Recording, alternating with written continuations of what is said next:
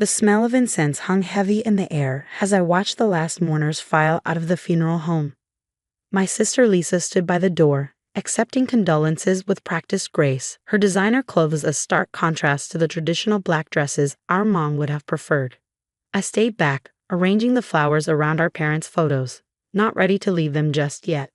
My name is Maya Chin, and at 32, I had just lost both my parents in a car accident. Mom and Dad, gone in an instant on their way home from the restaurant they'd built from nothing.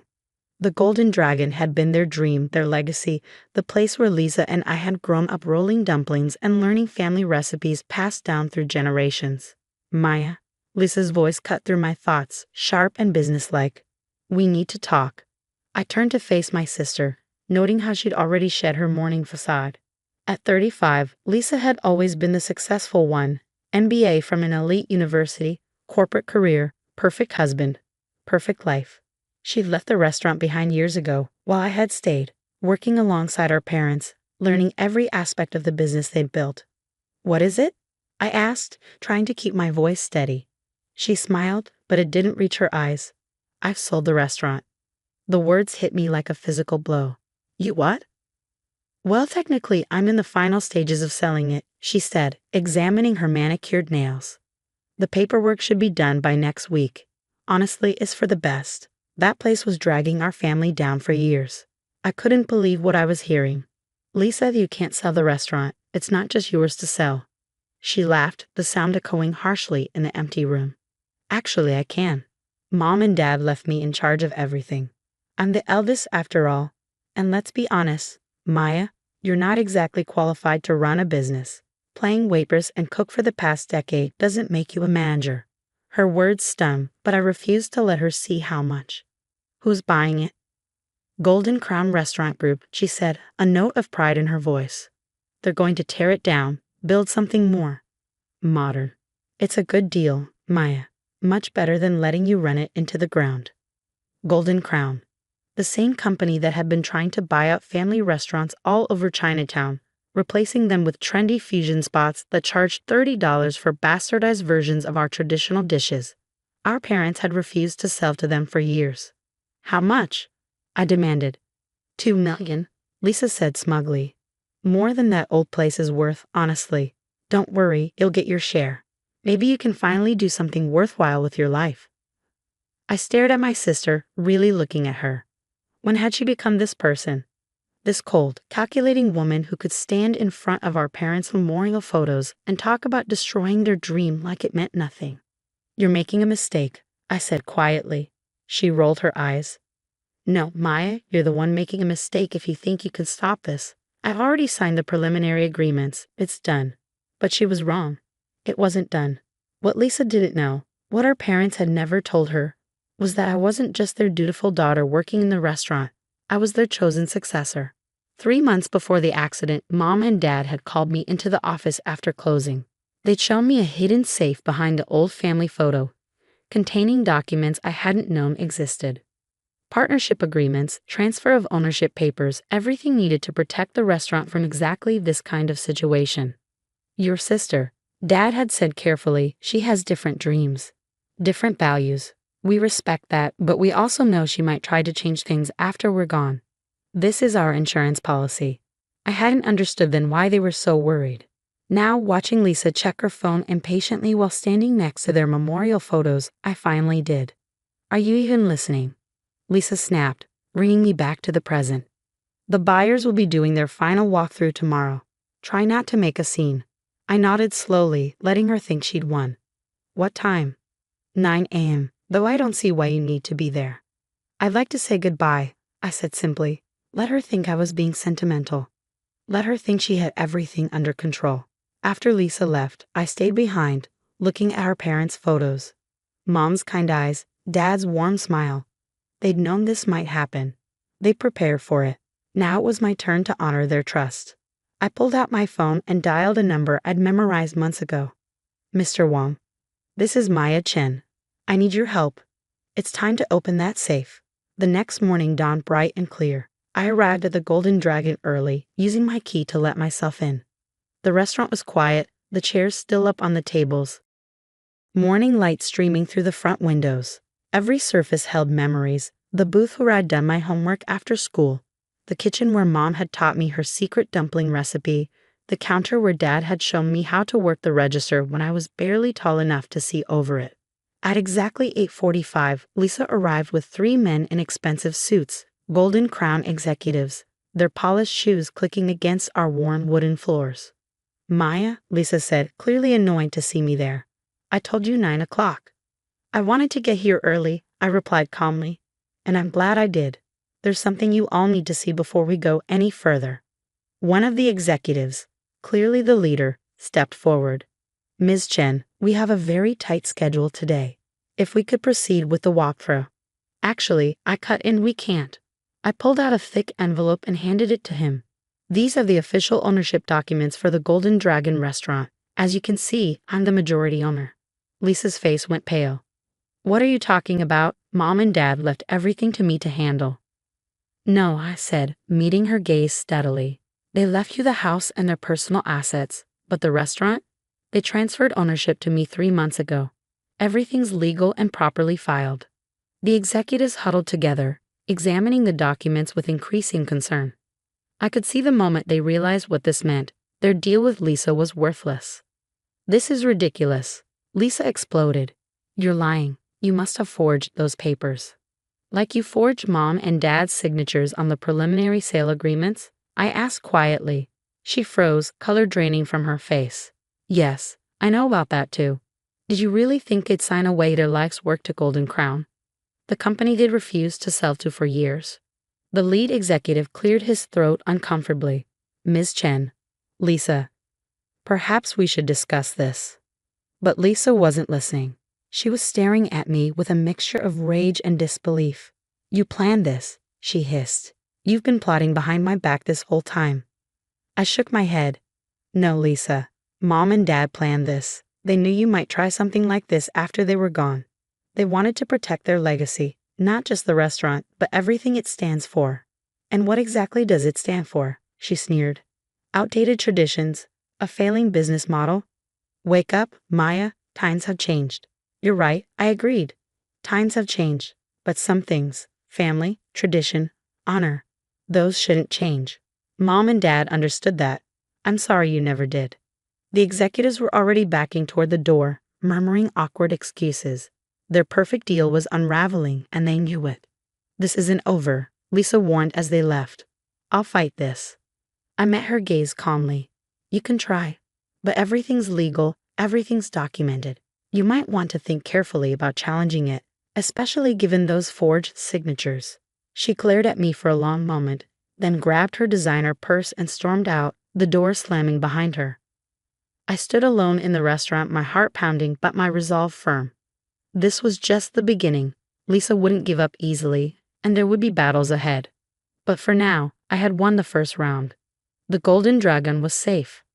I walked to the kitchen, running my hand along the worn counter where Mom and Dad had spent countless hours cooking, teaching, building their dream. Their legacy wasn't just in the ownership papers or the recipes. It was in every corner of this place, in every customer who'd become family, in every tradition we kept alive. "I'll protect it," I whispered to their memory. "I promise." My phone buzzed. The morning staff would be arriving soon. There was work to be done, a restaurant to run, a legacy to preserve. Lisa might have thought she could erase our parents' dream with a signature and a handshake, but she had underestimated both them and me. Sometimes the strongest foundations are the ones you can't see, built on love, trust, and careful planning. Mom and Dad had laid that foundation. Now it was my turn to build on it. The weeks following my confrontation with Lisa brought challenges I hadn't anticipated. Word spread quickly through Chinatown about the failed Golden Crown deal. And suddenly the Golden Dragon was at the center of unwanted attention. Lisa, as expected, didn't go quietly. She hired lawyers, expensive ones, to challenge the ownership transfer. Her main argument was that our parents hadn't been of sound mind when they signed the documents, that I had somehow manipulated them. "Your sister has filed an injunction," Mr. Wong told me one morning, spreading legal papers across our usual corner booth. The breakfast rush was over, and the restaurant had that peaceful lull before lunch. "She's trying to freeze all business operations until this is resolved." I stared at the documents, my coffee growing cold. Can she do that? He shook his head, a small smile playing at his lips. Your parents were very thorough, Maya. They had medical evaluations done the same day they signed the transfer papers. They knew Lisa might try something like this. They thought of everything, I said softly, remembering how Dad always said careful preparation was as important as the ingredients in any recipe. Almost everything, Mr. Wong corrected gently. They didn't anticipate passing so soon, which means you're facing challenges they hoped you'd have them around to help with. He was right. Running the restaurant had been one thing when I was working alongside my parents. Running it while fighting a legal battle with my sister and dealing with my grief was something else entirely. But I wasn't alone. The morning after the news broke about Lisa's lawsuit, I arrived at the restaurant to find Mrs. Zhang, our oldest customer, waiting at the door. My grandson, she said without preamble. He just graduated law school. Top of his class. He wants to help. Before I could respond, Mr. Liu from the grocery next door showed up. My nephew, he announced. He's an accountant. He'll look at your books, no charge. We take care of our own here. Throughout the day, more people came. Customers who've become family over the years, offering help, support, and their own expertise. The community my parents had built was rallying around their legacy. Lisa, meanwhile, was growing increasingly frustrated. Her lawyer's attempts to find flaws in the ownership transfer were going nowhere. The medical evaluations, the properly filed paperwork, the witnesses, everything was ironclad. One evening, about a month into the legal battle, she showed up at the restaurant just before closing. She'd lost weight, and her designer outfit looked rumpled, unlike her usual polished appearance. We need to talk, she said, sliding into a booth. I finished wiping down the last table before joining her. About what? This has to stop, Maya, she said, her voice tired. Do you have any idea what this is doing to my reputation? My career? People are talking. And what are they saying? She looked away. That I tried to sell out our family's legacy. That I disrespected our parents' wishes. She paused, that I'm exactly what you said, someone who forgot what family means. I studied my sister's face, seeing for the first time how much this fight had cost her, not just financially, but personally. Why did you do it? I asked quietly. Why try to sell this place so quickly after they died? She was silent for a long moment, tracing patterns on the worn tabletop. I thought I was doing the right thing, she finally said. The restaurant, it always seemed like a weight holding our family back. Mom and Dad worked so hard, such long hours. You wanted what? I wanted to free us from it, she admitted, to modernize, move forward. I thought if I could sell it for a good price, give you your share, we could both have better lives. But that wasn't your choice to make, I said gently. This place isn't just a business, Lisa. It's everything Mom and Dad built, everything they believed in. They chose to work those long hours because this was their dream. And now it's yours, she said, a hint of bitterness in her voice. It could have been ours, I corrected. They would have wanted that. They still left you a share, you know. Just not controlling interest. She looked up sharply. What? I reached beneath the counter and pulled out another set of documents, ones I'd been holding onto since opening the safe. 20% ownership. They never wanted to cut you out completely. They just wanted to protect the restaurant's future. Lisa took the papers with trembling hands. Why didn't you show me these before? Because you weren't ready to see them, I said simply. You were too angry, too focused on destroying everything instead of understanding why it mattered. She read through the documents slowly, her eyes filling with tears. I really messed up, didn't I? Yes, I agreed. But it's not too late to fix it. The next few days were a whirlwind of activity. Lisa withdrew her lawsuit, fired her lawyers, and formally acknowledged my majority ownership of the Golden Dragon. But more importantly, she started showing up at the restaurant, not to fight, but to learn. Show me, she said one morning, rolling up the sleeves of her expensive blouse. Show me what you do here. So I did. I taught her how to make Mom's dumplings, showed her Dad's system for inventory, introduced her to the regular customers she'd never bothered to know. Slowly, I watched my sister rediscover the place she'd dismissed for so long. 6 months after our parents' funeral, we stood together in the restaurant's kitchen, preparing for the evening rush.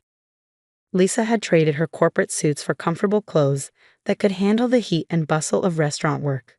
She wasn't there every day. She still had her other career. But she found a way to be part of what our parents had built. You know, she said, expertly folding dumplings like Mom had taught us years ago. I get it now. Why they chose you for this. You didn't just learn the recipes and the business. You understood what it meant to them. I nodded, chest tight with emotion. They wanted someone who would preserve not just the restaurant, but its heart. And you have, she said softly. They would be proud of you, Maya.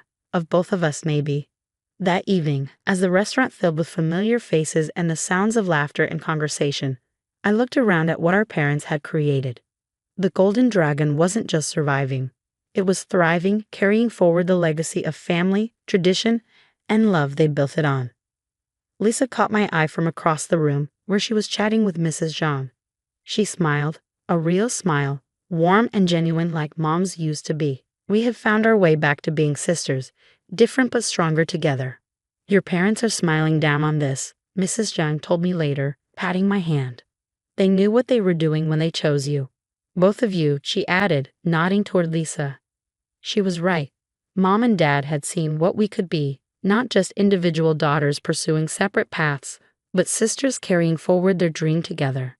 It had taken loss, conflict, and nearly losing everything to help us see it too.